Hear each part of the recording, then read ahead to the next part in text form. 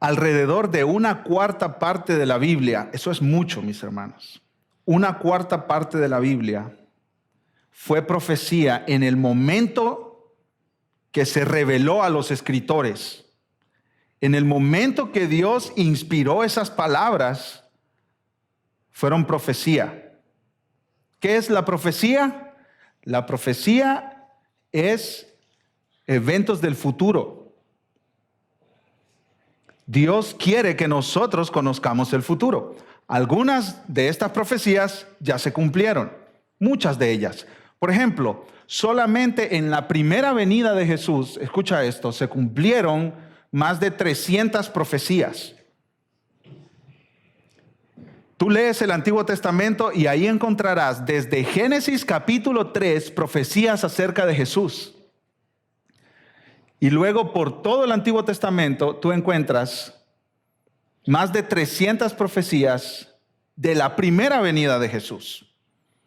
Dios nos dijo con cientos de años de anticipación que Jesucristo nacería de una virgen, que Jesucristo nacería en un pueblito pequeño, una aldea cerca de Jerusalén llamada Belén. Dios nos muestra en el Antiguo Testamento, cientos de años antes de que se inventara la crucifixión, que Jesús iba a morir crucificado, que su sangre sería derramada. La Biblia profetiza también, mis hermanos, el Antiguo Testamento, que un amigo cercano a Jesús lo traicionaría. Y ustedes saben quién es.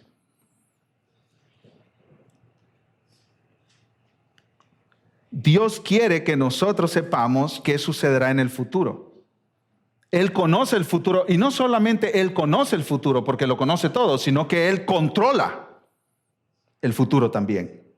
Por eso Él puede decir qué pasará en el futuro nuestro, porque Él tiene control de eso.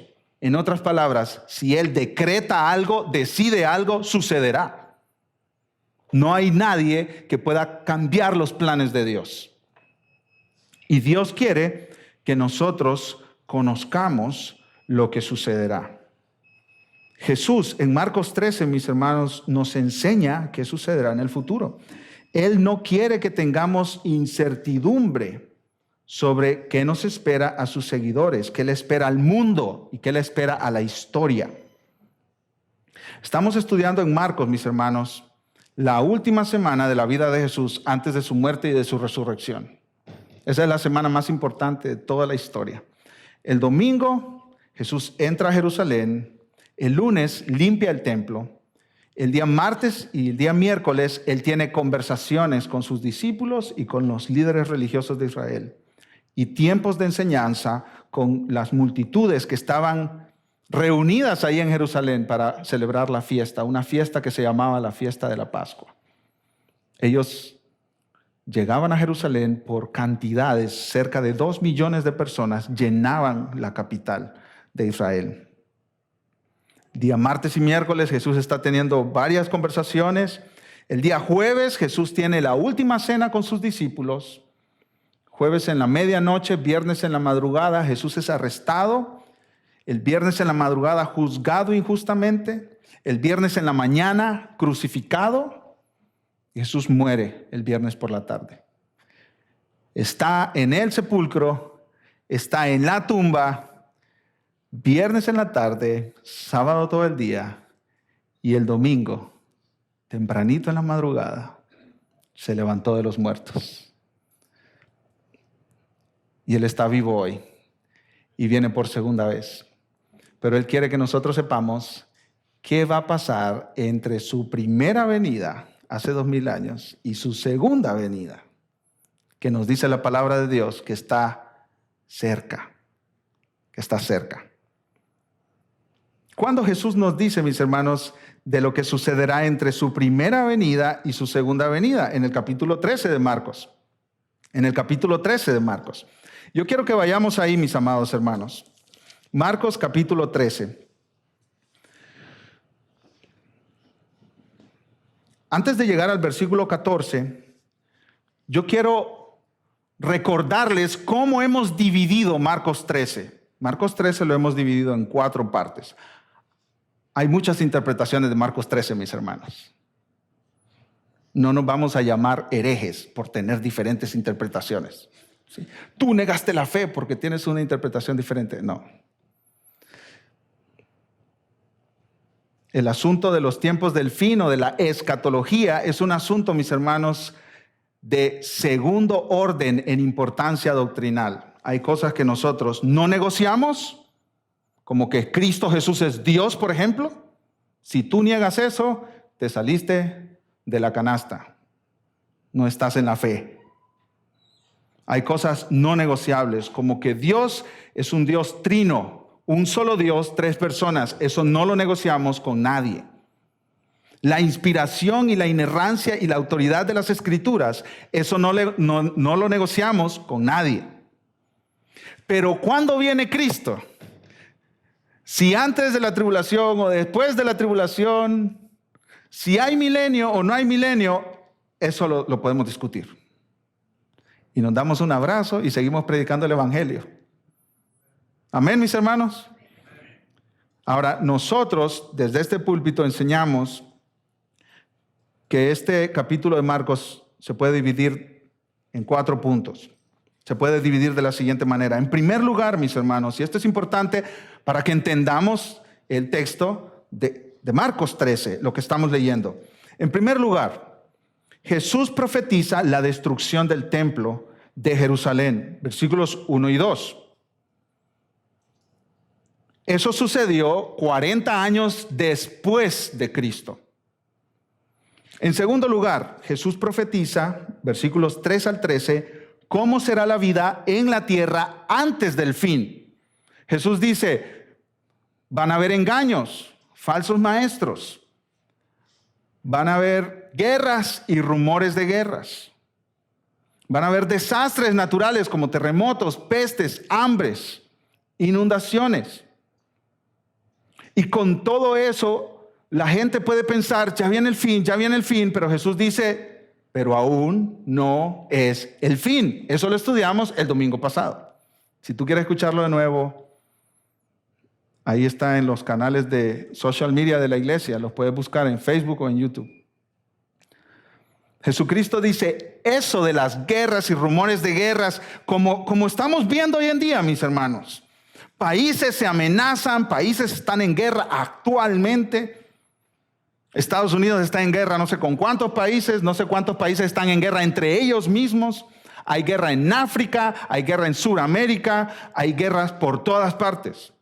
Hay hambres, hay inundaciones, hay tsunamis, hay terremotos. En California, asustados hace un par de semanas, un terremoto, un temblor fuerte y se esperan más. Y tal vez tú te puedes alarmar y decir, wow, un terremoto, ya viene el terremoto de la falla de San Andrés en Los Ángeles. Y dice Jesucristo, esos son apenas comienzos de dolores. Ahí está, en Marcos 13, mis hermanos, versículo 8, al final. Principios de dolores son estos, y la imagen es de una mujer dando a luz. ¿Y usted sabe lo que es eso? ¿Usted sabe lo que es una mujer dando a luz? Empiezan los dolores y poco a poco van aumentando, ¿no es cierto? Y dice Jesús, así es la historia de la humanidad después de mi primera venida. Van a empezar situaciones difíciles que van a parecer el fin, pero todavía no. El muchacho no nace. El muchacho no nace. Y la señora va al hospital y le dice, no, regreses a su casa, eso todavía falta, ¿sí? ¿A cuántas no le ha pasado, no es cierto? Y se van intensificando los dolores, y se va intensificando el sufrimiento, hasta que al fin nace el muchacho. Y así dice Jesús, se va a ir intensificando hasta cuando ya llegue el final. El final, mis hermanos, es un tiempo de tribulación cual nunca se ha visto en la historia de la humanidad. Y esa es la tercera parte, la tercera división de nuestro pasaje. Marcos 13, 14 al 23. Estoy yendo muy despacio porque quiero que todos entendamos, que estemos en la misma página. Este es un pasaje difícil de entender, de interpretar.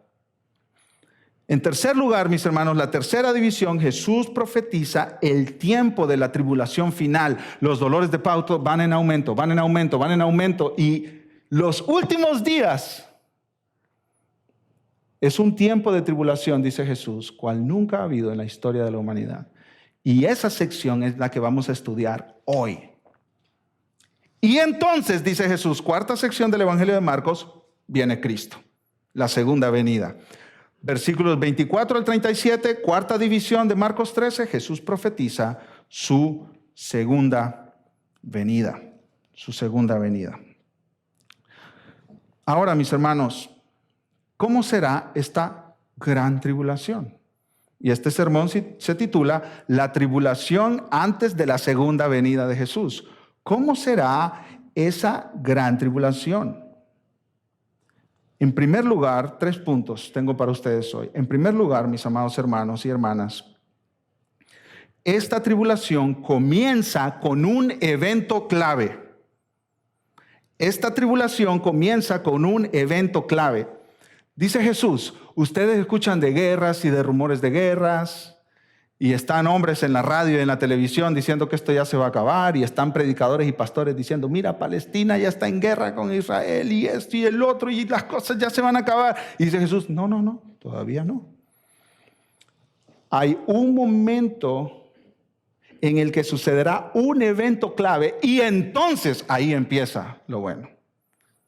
Agárrense los cinturones porque ahí empieza lo bueno. Eso es lo que Jesús está diciendo. Miren conmigo, mis hermanos, el versículo 14, por favor. Pero van a haber rumores de guerra, guerras, pestes, hambres, tribulación. Pero aquí es el punto de quiebre. Aquí las cosas cambian. Aquí el escenario cambia. Pero cuando veáis la abominación desoladora de que habló el profeta Daniel, puesta donde debe estar, el que le entienda, entonces, hora de correr, los que estén en Judea, huyan a los montes. Esta gran tribulación, mis hermanos, que viene sobre el mundo como un castigo de Dios por el pecado, esta tribulación comienza con un evento clave. Es como que Jesús nos dijera, llegará un momento cuando el curso normal de la historia, engaños, guerras, desastres, tomará un nuevo rumbo. Sucederá un evento y ustedes sabrán que ahí comienza la tribulación. Ahora, en un número de personas como los que estamos aquí, alguien está diciendo por ahí en su mente, ¿y tú crees esas fábulas? ¿Y tú crees esas leyendas? ¿Tú de verdad crees eso, pastor? Bueno, nosotros creemos que la Biblia es verdad. Amén, mis hermanos. Que la Biblia es la verdad de Dios. Y todo lo que Dios ha dicho que va a pasar, ha sucedido, y lo que Dios diga que pasará en un futuro nuestro, sucederá. Tal y como ¿qué? Tal y como Dios lo ha dicho, porque Dios no miente, y esta es su palabra. Y el mundo entero puede burlarse de la palabra de Dios, pero esta es la verdad. Amén, mis amados hermanos. Este libro aquí es el libro más vendido en toda la historia de la humanidad y ha pasado las pruebas y el escrutinio, el examen más riguroso de todo libro que se ha escrito jamás. En otras palabras, si la Biblia fuera mentira, ya alguien lo hubiera probado en algún momento. Así que nosotros creemos la palabra de Dios porque viene de Dios. Es como que si Dios mismo ahorita abriera el cielo y dijeran, hey, ¿quieren saber el futuro? Esto es lo que va a pasar. ¿Sí? Esta es la palabra de Dios. Y Jesucristo dice, llegará un momento que en el curso normal de la historia, Habrá un evento. Y ese evento es el inicio de la tribulación. Ahora, ¿cuál es ese evento, mis amados hermanos? ¿Cuál es? Ayúdenme ustedes. ¿Cuál es ese evento? ¿Qué dice Jesús en el versículo 14? Cuando veáis la abominación desoladora. ¿Pero qué cosa es esa? ¿Con qué se come eso? La palabra abominación, mis hermanos, significa algo detestable para Dios. Esto es algo blasfemo. En otras partes de la Biblia se usa esta palabra para referirse a la idolatría, a la adoración a dioses falsos y a prácticas que Dios odia. Dios odia ciertas cosas. Sí, Dios odia ciertas cosas.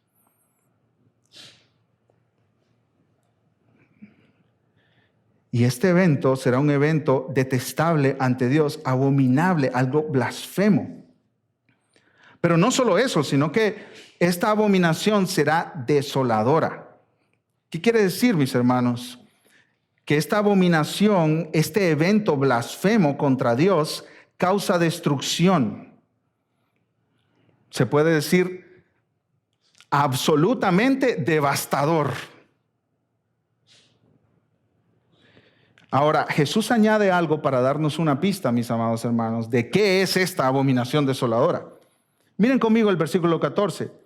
Pero cuando veáis la abominación desoladora, ¿de que habló quién?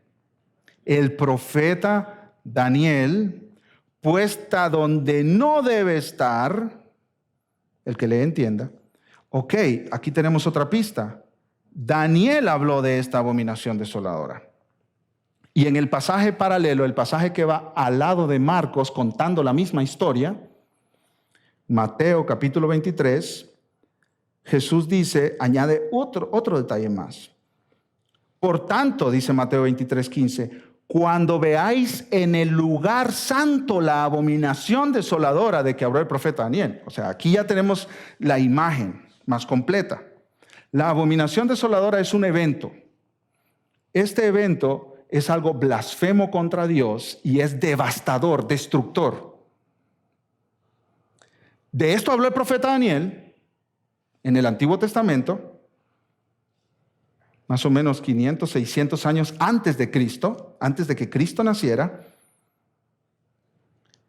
Y esa abominación desoladora estará en el lugar santo. ¿Dónde era el lugar santo, mis amados hermanos? En el templo. El lugar donde la presencia de Dios descansaba para tener comunión con el pueblo de Israel. Ese lugar será blasfemado en este evento. Está donde no debe estar. Entonces, para entender qué es la abominación desoladora, tenemos que ir a leer el profeta Daniel, ¿no es cierto, mis amados hermanos? Vamos allá, por favor. No es tan lejos de Marcos, en el Antiguo Testamento. Vamos al libro del profeta Daniel, en el capítulo 9, mis amados hermanos. Daniel, capítulo 9.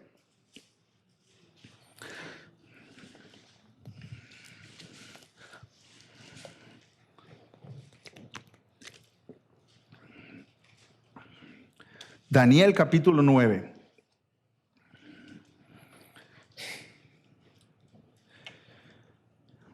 Este pasaje es clave para entender lo que nos dice Jesús.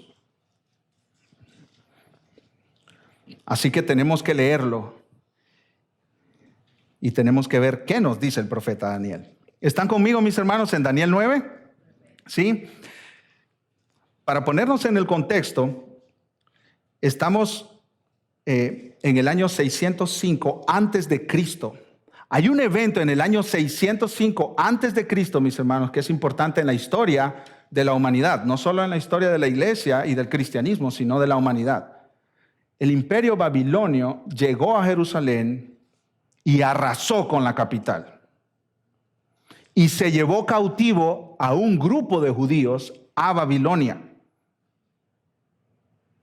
Se los llevaron, lo que se llama como el exilio babilónico.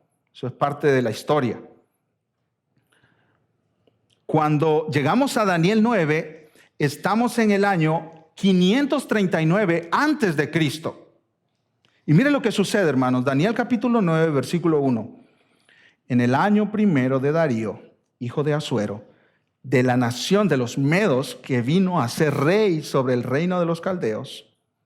Esto es, en el año primero de su reinado, yo les dije, 539 antes de Cristo, yo, Daniel, miré atentamente en los libros el número de los años de que habló Jehová al profeta Jeremías, que habían de cumplirse las desolaciones de Jerusalén en 70 años. Escuche esto, mi hermano. Daniel está leyendo las profecías de Jeremías. Jeremías estuvo en ese tiempo en que los babilonios destrozaron Jerusalén y llevaron cautivos a los judíos. Jeremías fue parte de ese pueblo que sufrió ese cautiverio. Y Jeremías escribió una profecía que Dios le dio. ¿Cuál es esa profecía, mi hermano, mi hermana? Este cautiverio babilónico va a durar 70 años. Y Daniel está leyendo en los rollos de la profecía de Jeremías y dice, hey, esos 70 años están por cumplirse. Entonces él hace algo. Empieza a orar, confesando su pecado y el pecado del pueblo a Dios. ¿Por qué, mis hermanos? Porque el pueblo de Israel está cautivo en Babilonia por su pecado, por ignorar la ley de Dios, por ignorar los días de reposo, por ignorar los años que debían dejar reposar la tierra. Dios les dijo, ustedes van a dejar reposar la tierra, van a trabajar 6 años y el 7º año van a dejar reposar la tierra y yo les voy a proveer de todo lo que ustedes necesitan. Y ellos nunca dejaron descansar la tierra. Nunca dejaron descansar la tierra. Entonces Dios dijo, yo voy a dar descanso a la tierra. El pueblo de Israel desobedeció a Dios y hubo una consecuencia. ¿Cuál fue la consecuencia? El imperio babilónico vino y los tomó cautivos. Dios le dijo a Jeremías, ese cautiverio va a durar 70 años. 70 años. Y aquí está Daniel. Ya casi se cumplen esos 70 años. Y él dice, Dios, perdónanos por todos nuestros pecados. Como en un sentido reconociendo que es por el pecado del pueblo que están en Babilonia cautivos, que Dios perdone sus pecados para que ellos puedan regresar a su tierra. La tierra para el judío es algo muy importante. No es como nosotros, mis hermanos, que nosotros más o menos somos como nómadas, ¿no es cierto? Vamos de un lugar a otro y nos mudamos de ciudad en ciudad y incluso de país en país. Los judíos tienen su tierra como algo muy preciado porque Dios mismo se los prometió. Y no solo eso, sino porque es la ciudad de David, su antepasado. Y no solo eso, sino porque ahí estaba el templo. Entonces, el templo está destruido, hay que ir a reconstruirlo para volver a adorar a Dios en el templo. Daniel está triste porque ellos no están en Israel, están cautivos en Babilonia. Vamos a saltar al versículo 20, mis hermanos. Daniel 9:20. ¿Sí me estoy explicando, mis amados hermanos? Esto es bastante teórico, pero nos va a llevar a un lugar en el cual Dios va a ministrar nuestros corazones, mis hermanos. Daniel 9:20. Aún estaba hablando y orando y confesando mi pecado y el pecado de mi pueblo, dice Daniel, de mi pueblo Israel, y derramaba mi ruego delante de Jehová mi Dios, por el monte santo de mi Dios. Daniel estaba destrozado, mis hermanos, por Israel, por la tierra santa. Versículo 21. Aún estaba hablando en oración cuando el varón Gabriel, este es un ángel, quien había visto en la visión al principio, volando con presteza, vino a mí como a la hora del sacrificio de la tarde, como a las 3 de la tarde. Versículo 22. Y me hizo entender y habló conmigo diciendo, Daniel, ahora he salido para darte sabiduría y entendimiento. Versículo 23. Al principio de tus ruegos fue dada la orden y yo he venido para enseñártela porque tú eres muy amado. Entiende pues la orden y entiende la visión. Versículo 24. Y esta frase, mis hermanos, es clave en la profecía bíblica. 70 semanas están determinadas sobre tu pueblo y sobre tu santa ciudad. 70 semanas. literalmente es 70 sietes. 70 periodos de 7 años. 70 periodos de 7 años. ¿Cuánto suma eso, mis hermanos? 490 años. La profecía que recibe Daniel aquí es de qué es lo que sucederá a Israel en 490 años. Miren conmigo, porque aquí viene profecía acerca del Mesías, acerca de Cristo Jesús. Miren conmigo, mis amados hermanos. Versículo 24. 70 semanas están determinadas sobre tu pueblo y sobre tu santa ciudad para terminar la prevaricación y poner fin al pecado y expiar la iniquidad, para traer la justicia perdurable y sellar la visión y la profecía y ungir al santo de los santos. Escucha esto, mis hermanos, esas 70 semanas de 7 años cada uno, en esos 490 años se iban a cumplir 6 cosas, 6 profecías. Mira conmigo, de nuevo el versículo 24. 70 semanas están determinadas sobre tu pueblo y sobre tu santa ciudad. ¿Para qué? ¿Qué va a pasar en esos 490 años? Para terminar la prevaricación, o sea, el pecado de Israel va a terminar, y poner fin al pecado y expiar la iniquidad. Estas 3 hablan de Cristo Jesús. Cristo Jesús vendría, y ahora nos va a decir más adelante, y iba a limpiar a Israel de su pecado. Pero las próximas 3 no han sucedido todavía. Para traer la justicia perdurable, o sea que habrá justicia en Israel. Que perdure, que dure por siempre. Para sellar la visión y la profecía, para que se cumplan todas las profecías. Y para ungir al santo de los santos. Esto habla del templo, el lugar santísimo. Versículo 25. Sabe pues y entiende que desde la salida de la orden para restaurar y edificar a Jerusalén, este es el año 445 antes de Cristo, cuando el rey Artajerjes dijo, ok, es tiempo de que los judíos regresen a Israel a reconstruir el templo. Desde la salida de la orden para restaurar y edificar a Jerusalén hasta el Mesías príncipe. ¿Quién es el Mesías príncipe, mis hermanos? ¿Quién es el Mesías? Ayúdenme aquí. Jesucristo. Habrá 7 semanas y 62 semanas. En total, ¿cuántas son? 7 más 62, 69. ¿Cuántas semanas era la profecía, mis hermanos? El número completo, 70 semanas, ¿no es cierto? 70 semanas. ¿Y qué le dice el ángel a Daniel? Entre que el pueblo judío salga de Babilonia a reconstruir Jerusalén y llegue el Mesías, príncipe, van a haber 69 semanas, 483 años. Pero falta la última semana. Eran 70, ya se cumplieron 69, ¿dónde está la última? Miren conmigo, mis hermanos.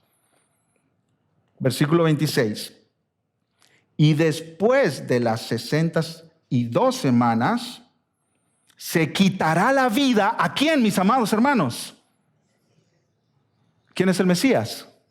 Jesucristo. Ahí está profetizado. Los judíos rechazaron a Cristo por la dureza de su corazón, no por falta de evidencias de que Cristo era el Mesías. Porque hasta los años le habían dado a ellos, mis amados hermanos. Hasta los años cuando el Mesías moriría en la cruz. 483 años solo era de hacer lo que hizo el profeta Daniel con la profecía de Jeremías, ponerse a contar. Pero cuando tu corazón está endurecido contra Dios y contra Cristo, no hay evidencia que te convenza de que Cristo es el Mesías. No hay evidencia de que te convenza que Cristo es el Mesías. Por eso necesitamos la obra regeneradora del Espíritu Santo, mis amados hermanos.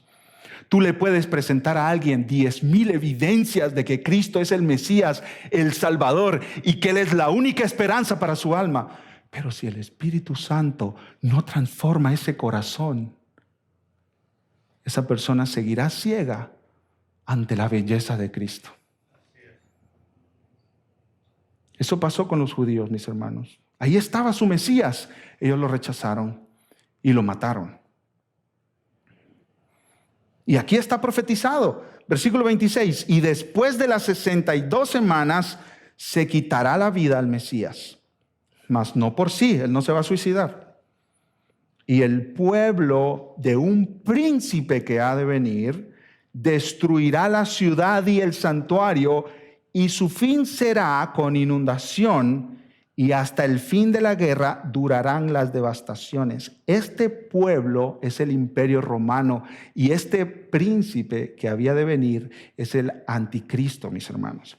El imperio romano destruyó el templo de Jerusalén después de la muerte del Mesías. Eso fue, lo hemos repetido muchas veces durante estas últimas semanas, en el año 70 después de Cristo. Esa destrucción la profetizó Cristo Jesús. De eso hablamos el domingo pasado. 40 años después de Cristo, entró Tito, coronel del ejército romano, y destruyó Jerusalén, destruyó el templo de Jerusalén. Aquí eso es lo que está profetizado. Pero mira, dice que el pueblo, versículo 26, de un príncipe que ha de venir, el pueblo destruirá la ciudad. El imperio romano destruyó Jerusalén y el santuario. Versículo 27, y por otra semana, aquí está la semana que nos faltaba, de las 69. ¿Sí están conmigo, mis amados hermanos? 70 semanas, 69 ya se cumplieron antes de la muerte del Mesías. Jesús murió después de esas 69 semanas, pero falta una semana. Y aquí Gabriel le da la información a Daniel. Y por otra semana confirmará este príncipe del versículo 26, confirmará el pacto con muchos. Va a hacer un pacto, una alianza con el pueblo de Israel. A la mitad de la semana, ¿cuánto es la mitad de 7 años, mis amados hermanos? 3 años y medio. A los 3 años y medio, escucha esto, hará cesar el sacrificio y la ofrenda. Primero hace un pacto con el pueblo judío, después rompe ese pacto a la mitad de la semana y hace cesar el sacrificio y la ofrenda del templo. No más sacrificio y no más ofrenda. Después, con la muchedumbre de las, ¿qué dicen mis hermanos? Abominaciones, vendrá ¿quién? El desolador. Aquí está. De este era que nos hablaba Jesús en Marcos 13. Cuando vean la abominación desoladora donde no debe estar, entonces huyan a los montes. Aquí, Daniel nos está hablando, profetizando del mismo evento. Después, con la muchedumbre de las abominaciones, vendrá el desolador hasta que venga la consumación y lo que está determinado se derrame sobre el desolador. Esa es la abominación desoladora. El anticristo entrando en el templo, haciendo que termine los sacrificios y la adoración en el templo y entrando al lugar santo. Y nos dice Pablo en 2 Tesalonicenses 2, que se hace él mismo como Dios. Vamos a 2 Tesalonicenses capítulo 2, mis amados hermanos, por favor. 2 Tesalonicenses capítulo 2. Gracias a todos por seguirme y tener tanta paciencia, mis hermanos. Porque esto es mucha teoría, pero es importante que nosotros lo escuchemos.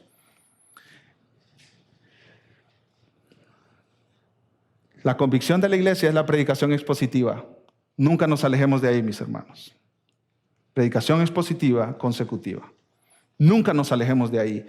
Porque el pastor tiene que luchar con la palabra y no decirle al pueblo lo que el pastor prefiere decirle, sino lo que Dios quiere decirle. Usted va a iglesias, hermanos, donde después de 3 años se aburre porque siguen hablando de lo mismo. ¿Por qué? Porque el pastor está hablando de sus temas. Tiene 3, 4 mascotas, temas mascotas, que siempre los trae. Ustedes ni se imaginan cuánto yo he tenido que pelear con este pasaje. Llevo casi 4 meses. No lo digo por gloriarme, mis hermanos, solo lo digo porque quiero que la iglesia se convenza de la importancia de la predicación expositiva. Dice Pablo en 2 de Timoteo 3:16 que toda la palabra es inspirada por Dios y toda la palabra es útil. Útil. La iglesia necesita escuchar esto, mis hermanos. Por eso lo estoy predicando, porque si por mí fuera, yo estuviera hablando de otra cosa. 2 de Tesalonicenses 2, versículo 1. ¿Están conmigo, amados hermanos y hermanas? Dice así: pero con respecto a la venida de nuestro Señor Jesucristo y nuestra reunión con Él, os rogamos, hermanos, que no os dejéis mover fácilmente de vuestro modo de pensar, ni os conturbéis, ni por espíritu, ni por palabra, ni por carta, como si fuera nuestra, en el sentido de que el día del Señor está cerca, como que los tesalonicenses estaban confundidos con la segunda venida de Cristo. Algunos de ellos, según el capítulo 3 de 2 de Tesalonicenses, habían dejado de trabajar. Mira qué bonito estos muchachos. ¿Qué decían? Oh, Cristo ya viene, renunciemos todos a nuestros trabajos. Y vámonos a nuestras casas y esperemos la venida de Jesús. Porque ya viene. ¿Para qué vamos a trabajar si Cristo ya viene? ¿Para qué vamos a hacer planes y a proyectar nuestras vidas si Cristo ya viene? Estamos desperdiciando nuestro tiempo. ¿Y qué dice Pablo? No, hermanos, no se dejen engañar. Mira el versículo 3. Nadie os engañe en ninguna manera, porque no vendrá el día del Señor sin que antes venga la apostasía y se manifieste el hombre de pecado, el hijo de perdición. Es el mismo de quien habló el profeta Daniel y el mismo de quien habló Cristo Jesús, la abominación desoladora. Miren el versículo 4. El cual, este hombre, se opone y se levanta contra todo lo que se llama Dios o es objeto de culto, tanto que se sienta en el templo de Dios, que es lo que dice Mateo. Entra al lugar santo, se sienta en el templo de Dios como Dios, haciéndose pasar por Dios. Esa es la abominación desoladora. ¿Y qué dice Pablo? Hermanos, Cristo viene y la venida de Cristo es inminente, puede venir en cualquier momento. Pero antes de que Cristo venga, tiene que llegar este hombre que entre al lugar santo en el templo y cause una blasfemia que va a vaciar el templo, que va a hacer que los judíos huyan del templo porque ya no pueden adorar a Dios ahí. Y tal vez tú me dices, pero ¿no es que el templo estaba destruido en el año 70? ¿Y de dónde van a sacar otro templo? Bueno, mis hermanos, van a construir otro templo para que los judíos lleven a cabo sus sacrificios. Eso está todavía a futuro de nosotros. No está en el pasado, eso está a futuro, porque no ha entrado nadie nunca que lleve a cabo lo que este hombre de pecado, el anticristo, hará. Tú puedes leer en Apocalipsis capítulo 11, capítulo 12, capítulo 13, lo que sucederá. En Apocalipsis capítulo 11, versículo 1, que también habla de estos últimos tiempos, a Juan se le da una vara de medir y a Juan se le dice, levántate y mide el templo de Dios y el altar y a los que adoran en él. O sea que hay un templo que Juan puede medir. Algunos dicen, esa es la iglesia. No es cierto. Eso es un templo físico donde hay sacrificios y adoración de los judíos. Y viene este hombre, hace un pacto con ellos, según nos dijo Daniel capítulo 9, versículo 27, hace un pacto con ellos al principio de la última semana, de los últimos 7 años. A la mitad de esos últimos 7 años, 3 años y medio, él entra al templo, cancela todos los sacrificios y dice, yo soy Dios, adórenme. Ahora, mis hermanos, vamos a regresar a Marcos 13. Todo eso en Daniel, en 2 de Tesalonicenses y Apocalipsis fue para explicar un versículo. Solo un versículo. Porque si no entiendes Daniel y 2 de Tesalonicenses, no entiendes Marcos 13. ¿Sí? La profecía bíblica es casi como un rompecabezas que tú tienes que ir poniendo juntos, porque hay pasajes que no mencioné en Jeremías, Ezequiel, Apocalipsis, el apóstol Pedro también escribe sobre esto, Mateo, Lucas.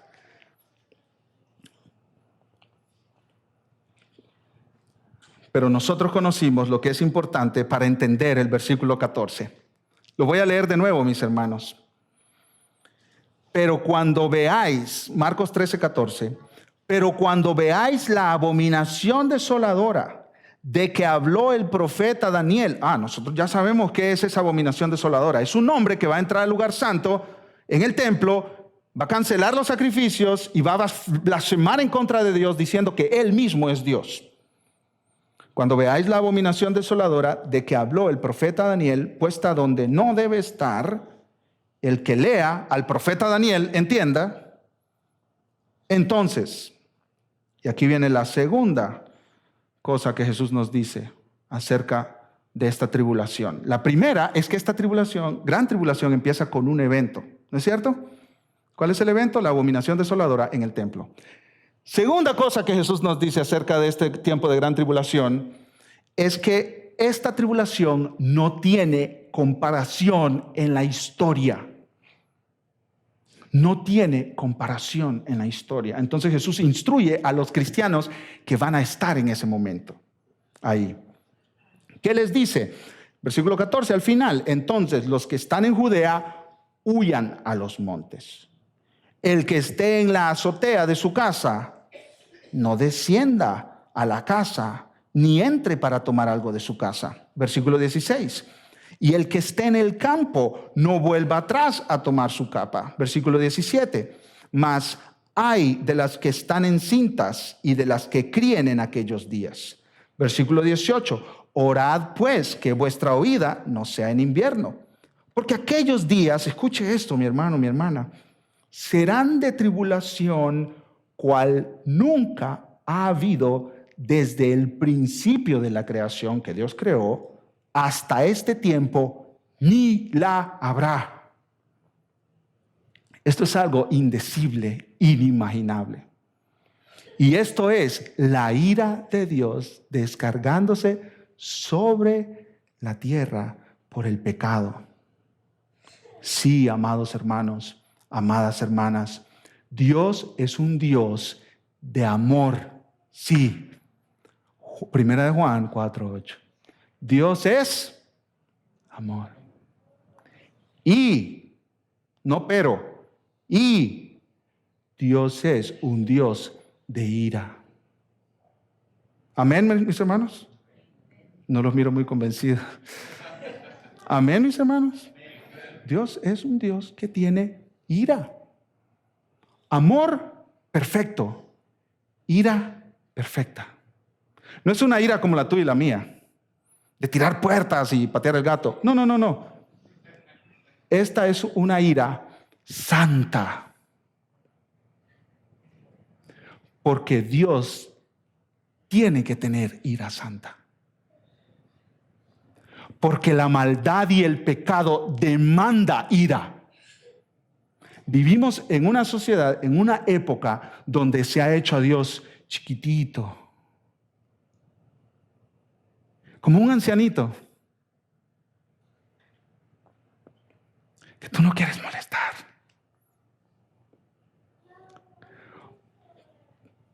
Porque está cansado.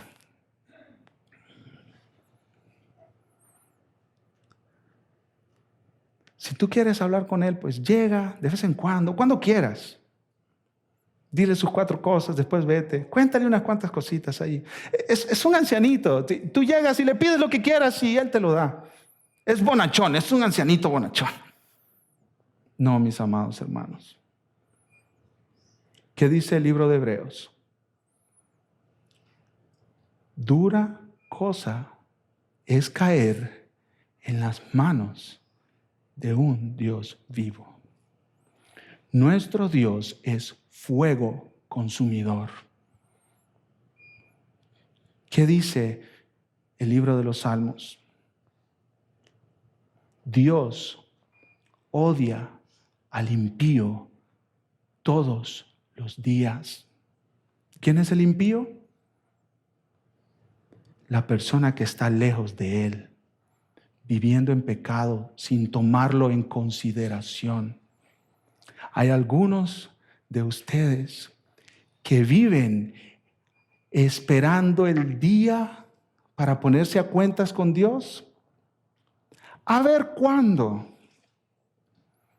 ¿Y cuál es la invitación de la palabra de Dios? Busca a Dios mientras pueda ser hallado.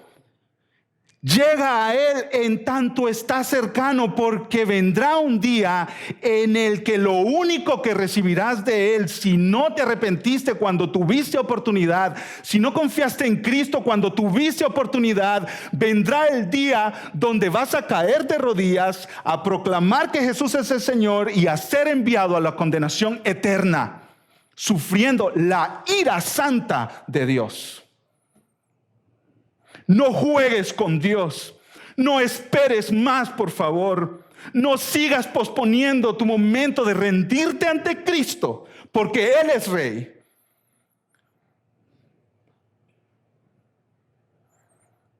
Tiembla ante Dios.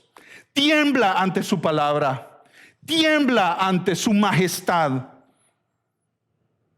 Nadie que se encontró con Cristo en las Escrituras, lo que se llama las teofanías, estaba aburrido, bostezando. ¡Qué sueño! Cristo. Todos caían al suelo como muertos. Todos.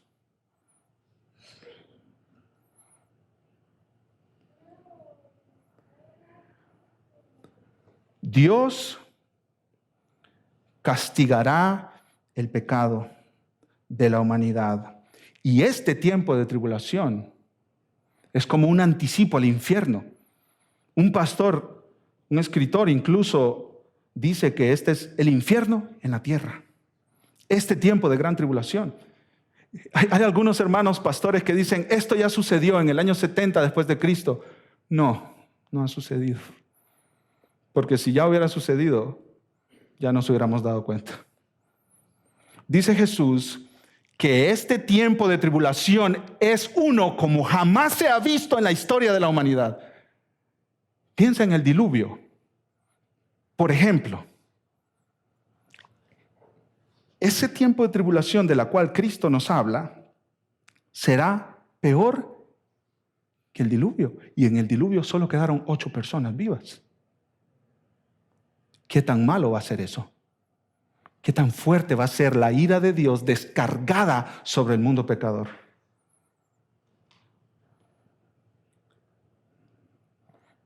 Tiemblen delante de Jehová todos los habitantes de la tierra. Eso es lo que nos dice el libro de los Salmos, mis hermanos. ¿A quién mira Dios con buenos ojos, según los proverbios y los profetas? A quien tiembla delante de su palabra. ¿Cuál es el principio de la sabiduría según Proverbios 1:7?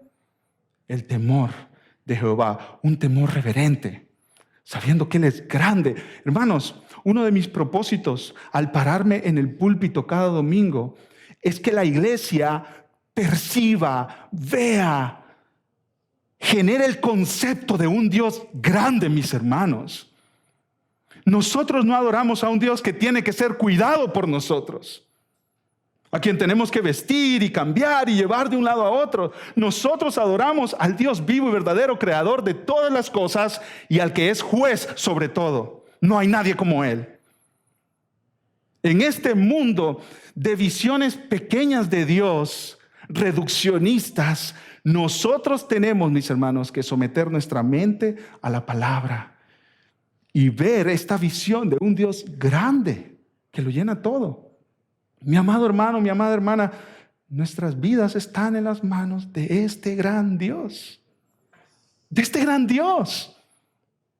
De este gran Dios que controla la historia.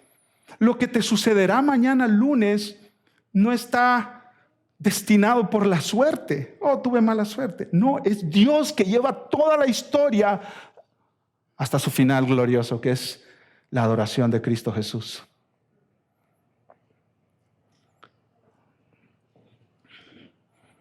Jesús dice, si estás en la azotea de tu casa, ahí los judíos tenían conversaciones, oraban, limpiaban granos, guardaban las cosas como una bodega, digamos. Había una escalera fuera de la casa donde tú bajabas. Dice Jesús, sal corriendo, no bajes a tu casa para buscar algo.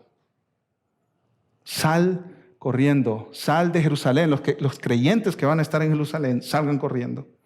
Huyan. El que está en el campo, no vuelva a tomar su capa. La capa era algo tan importante, mi hermano, que un cobrador tenía prohibido en Israel tomar tu capa. Porque la capa tú la usabas durante el día y durante la noche. Y dice Jesús, ni pienses en tu capa. O sea, hasta las cosas más importantes de la vida de un judío se tenían que dejar atrás. Sal corriendo. Hay de las que están encintas. Jesús exalta a la mujer porque nadie en el primer siglo hubiera pensado en la mujer. Jesús es el hombre en toda la historia que más valor le ha dado a la mujer y más honor le ha dado a la mujer. Hay de aquellas que están encintas, como una lamentación. Hay de las que crían en aquellos días. Las mujeres embarazadas y criando hijos van a tener más dificultad en salir corriendo de Jerusalén por la tribulación que viene. Versículo 18, orad pues que vuestra huida no sea en invierno. El problema de invierno no era tanto el frío, sino las inundaciones que había en Jerusalén. Iban a ser muy difícil la transportación. Porque aquellos días serán de tribulación, cual nunca ha habido desde el principio de la creación que Dios creó hasta este tiempo, ni la habrá. Deja atrás lo más básico y huye, huye, huye. Pero hay una tercera cosa que Jesús nos dice sobre este tiempo de gran tribulación, mis hermanos. Versículo 20. Esta tribulación, escucha bien, está bajo el control de Dios y los suyos son protegidos. Esta tribulación está bajo el control de Dios y los suyos son protegidos por Él. Mira el versículo 20 conmigo, por favor. Y si el Señor no hubiese acortado aquellos días, nadie sería salvo. ¿Cuánto va a durar este tiempo de esta gran tribulación, mis hermanos? 3 años y medio. Dios ya definió, si esta tribulación fuera indefinida, nadie podría sobrevivir en toda la tierra. Nadie. O sea, es un tiempo cortito, 3 años y medio, pero es fuego cayendo por ahí, como dicen mis amigos puertorriqueños, para ahí para abajo. Es fuego cayendo y tribulación cual nunca ha habido antes. Solo 3 años y medio, pero esto va a estar fuerte. Esto va a estar fuerte. El Señor acortó esos días, le puso límite, 3 años y medio nada más. Mas por causa de los escogidos que Él escogió, acortó aquellos días.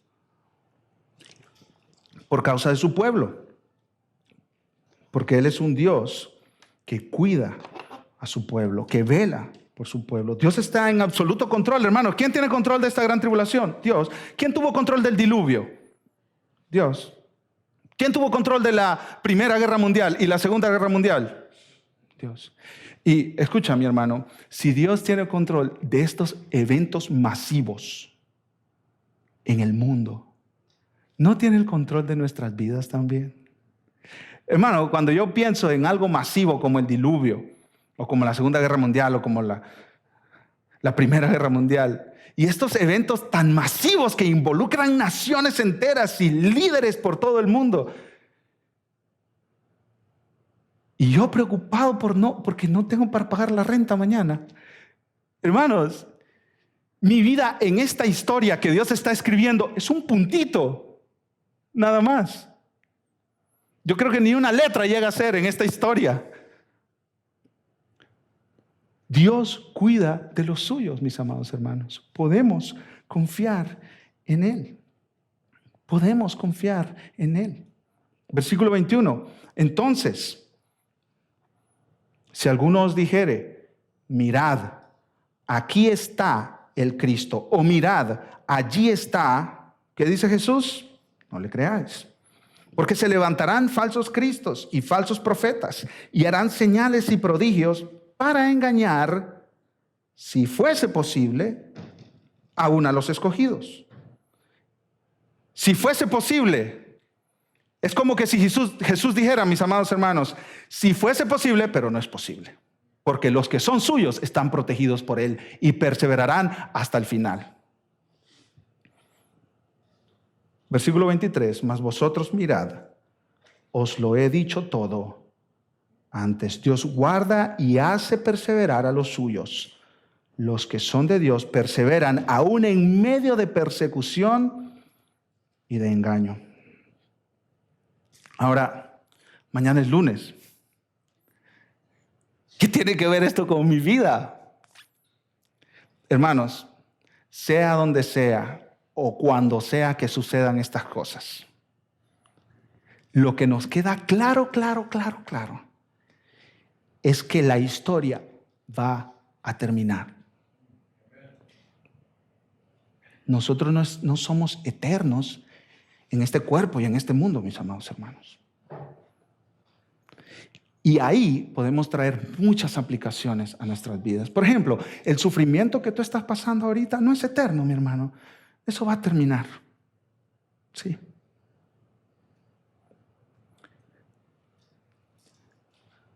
El apóstol Pablo dice en Colosenses capítulo 3 que pongamos nuestros ojos en Cristo. Que pongamos nuestros ojos en Cristo, porque todas estas cosas van a pasar. Mis amados hermanos, este mundo tal y como lo conocemos va a pasar. Va a pasar. Yo tengo, para terminar, mis hermanos, 3 aplicaciones para ser prácticos en cómo este tema impacta nuestra vida. 3 aplicaciones. En primer lugar, canta. Sí, me escuchaste bien, canta. Sabiendo que la tierra y nuestra vida aquí terminará y tenemos una vida mejor con Cristo, cántale a Él. ¿Cuánto cantas tú, mi hermano? ¿Cantas mucho o cantas poco? Tú sabes que Pablo en Colosenses capítulo 3 está hablando acerca de que las cosas en este mundo van a terminar y que nosotros pongamos nuestros ojos en Cristo. Y una cosa que él dice al final de ese texto, ahí en Colosenses 3, es lo siguiente: la palabra de Cristo more en abundancia en vosotros, enseñándonos y exhortándonos unos a otros en toda sabiduría, cantando con gracia en nuestros corazones al Señor con salmos e himnos y cánticos espirituales. ¿Por qué cantamos aquí en la iglesia, mis hermanos? ¿Porque en todas las iglesias cantan? No, nosotros cantamos muy intencionalmente. Y si tú ves las letras de los cantos que nosotros escogemos, todos ellos exaltan a Cristo. Porque Él es nuestro Salvador. Él es el que nos librará de la condenación eterna, mis amados hermanos. Cantémosle a Él. En Apocalipsis, si tú lees del capítulo 1 hasta el final, hay muchas escenas donde los santos están cantando en la presencia de Cristo. Cantando y cantando y cantando, y los ángeles cantan, santo, santo, santo. Hermano, cantemos la gloria de Cristo, aquel que murió en la cruz por nosotros. ¿Tú sabes de dónde nace El canto en nuestras bocas nace de un corazón agradecido por la obra de Cristo. Cantemos cantos antiguos y cantos nuevos que exalten a Cristo. Amén, mis hermanos. Nunca nos peleemos en la iglesia porque no están cantando mis himnos o no están cantando mi música contemporánea. Busquemos siempre, no importa cuándo se hayan escrito, cantos que exalten a Cristo, mis amados hermanos. Si lo escribieron ayer, gloria a Dios. Si lo escribieron hace 500 años, gloria a Dios también. Cantemos, cantemos, cantemos. Nunca nos cansemos de cantar. No cantemos cantos superficiales, sino cantos robustos de doctrina y del evangelio, explorando los cantos que nosotros cantamos. El 90% de ellos menciona el futuro, mis hermanos. Porque Él vive, no temo del mañana. Porque Él vive, seguro estoy. Porque yo sé que el futuro es suyo. La vida vale más y más solo por Él. Recordémonos esas verdades, mis hermanos. Tú sabes que yo digo que los cantos son sermones en miniatura. Y el sermón tú no te lo aprendes de memoria, pero el canto sí. Cántalo, mi hermano. Y que el canto ministre a tu corazón sabiendo que tú eres de Cristo. Amén, mis amados hermanos. Segunda aplicación.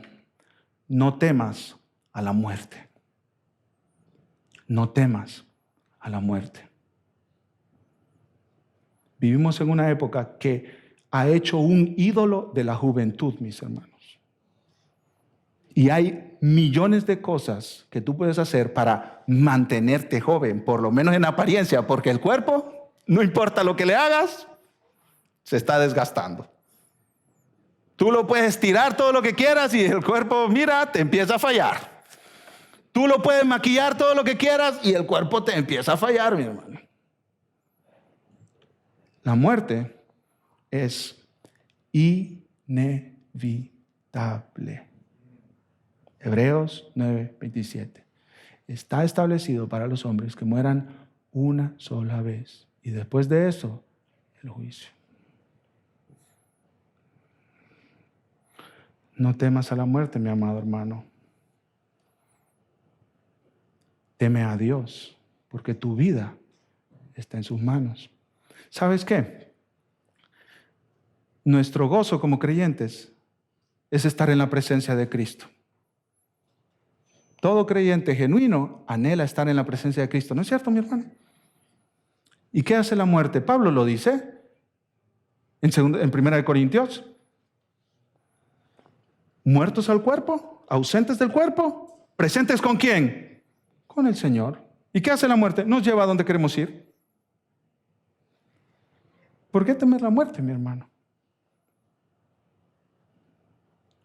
Dios tiene contados nuestros días y Jesús dijo, nadie puede añadir a sus días ni un minuto. Lo dijo con otras palabras, nadie puede añadir a su estatura un codo. ¿Qué quiere decir eso? Tú no puedes extender tu vida, mi hermano. Mira, tú puedes hacer todas las dietas que quieras y no comer ningún cancerígeno. Y tú te vas a morir cuando Dios quiera que tú te mueras, hermano. Es que así es la cosa, ¿sí? Mira, tú puedes ejercitarte y decir, yo quiero estar saludable y durar muchos años, hermano. Mira, el ejercicio y la dieta es para calidad de vida, no para duración de vida. Sí, sigue haciendo dietas y ejercicio, pero te vas a morir, mi hermano. O sea, sí o no, dietas o no dietas, mira, nos espera un sepulcro, mi hermano, mi hermana, nos espera un sepulcro. No hagamos de esta vida nuestro Dios, de este cuerpo nuestro Dios. Si hay una eternidad para vivir en la gloria de Cristo con cuerpos glorificados, sin diabetes, sin cáncer, sin problemas respiratorios, con cuerpos glorificados, hermanos, pon tus ojos en Cristo. No me malentiendas, no te digo que descuides tu cuerpo, porque después ni te puedes levantar, mi hermano, ni te puedes atar los cordones de los zapatos. No me malentiendas, no te estoy diciendo tírate el abandono ahí que Cristo ya viene. No, cuidémonos, alimentémonos bien, con la sabiduría que Dios nos ha dado, pero nuestras vidas al final del día están en las manos de Cristo, mis amados hermanos. Y todo va a pasar rápido, rápido. Mira, acabamos de celebrar Navidad, ya vamos para Navidad otra vez. La vida va a pasar, mi hermano. La vida va a pasar. ¿Tú sabes cómo presenta los salmos al hombre piadoso? No tiene temor de las malas noticias. Su corazón está firme, confiado en Jehová. No tiene temor de las malas noticias. Hermano, no vivas aterrado con la posibilidad de que me puedo morir. No vivas aterrado, mi hermano. ¿Cómo le voy a hacer? ¿Cómo voy a pagar los recibos si mi esposo se muere? ¿Qué voy a hacer? Hermano, tu vida está en las manos de Dios. Él te ha sostenido hasta aquí y te va a seguir sosteniendo. El apóstol Pablo dice, si caemos, para Cristo caemos. Y si nos levantamos, para Cristo nos levantamos. Sea que estemos vivos o muertos, dice Pablo, somos de Él. Eres de Cristo, amado hermano. No vivas en ansiedad de la muerte. Relacionado con esto, hagamos morir toda ansiedad. Canta, no temas a la muerte, haz morir toda ansiedad en tu corazón. Escucha lo que dice J.C. Ryle. Recordemos esto cuando miremos hacia adelante a los días venideros. No sabemos cómo serán. Tal vez el pastor se equivocó en su interpretación de Marcos 13. No sabemos cómo serán. Si llenos de brillo u oscuridad. Pero sabemos que estamos en las manos de aquel que todo lo hace bien. No se equivocará en nada de lo que tenga que ver con nosotros. Dios no está equivocándose acerca de tu vida, de la vida de tu familia, de la vida de esta iglesia. Dios no se está equivocando, mis amados hermanos. Dios no se equivoca en la vida de tus hijos ni en la vida de tu esposo. Dios no está equivocándose. Quitará y dará, sigue diciendo Ryle. Afligirá o consolará. Moverá y establecerá con una sabiduría perfecta. En el momento adecuado, en el camino correcto. El gran pastor de las ovejas no comete errores. Conduce a cada cordero de su rebaño por el camino correcto a la ciudad donde habitará. Estaremos con Cristo, mis amados hermanos, por siempre. Vamos a orar. Padre, te bendecimos, Señor, por este tiempo que tú nos has dado en tu palabra. Gracias, Señor, porque nos garantizas que por siempre estaremos contigo, a los que nos hemos arrepentido y hemos creído en Jesús. Permite que aquellos que han demorado arrepentirse de sus pecados y confiar en Cristo, permite que ellos lo hagan hoy, Señor, hoy mismo, en este mismo momento. No mañana, no la otra semana, hoy. Que tiemblen ante tu grandeza, Señor, pero que corran a la cruz de Cristo, al representante de los pecadores, al que murió en lugar de perversos que merecían la condenación eterna. Que corran a Cristo hoy, Señor. Y a los que son tuyos, guárdalos con tu paz. En el nombre de Jesús. Amén.